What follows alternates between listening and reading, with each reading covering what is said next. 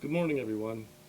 Today's meditation comes from Luke chapter 17, verses 11 through 19. It remembers the time when Jesus met 10 men who were cast out from society because they were afflicted with leprosy.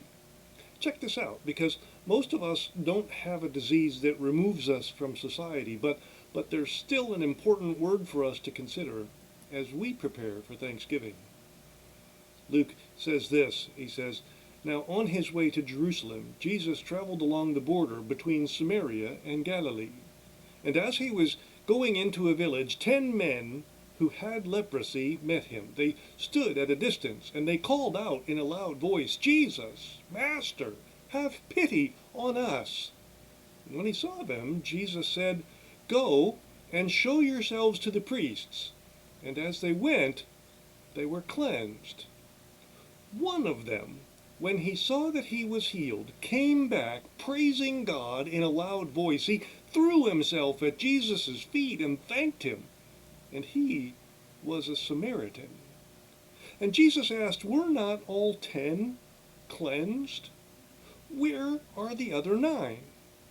Has no one returned to give praise to God except this foreigner?'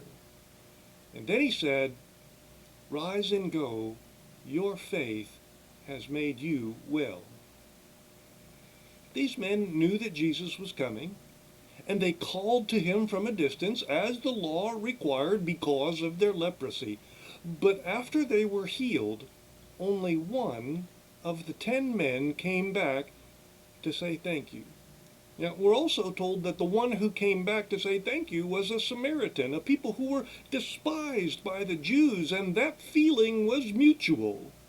Nonetheless, he came back to give thanks for the incredible gift that he had received.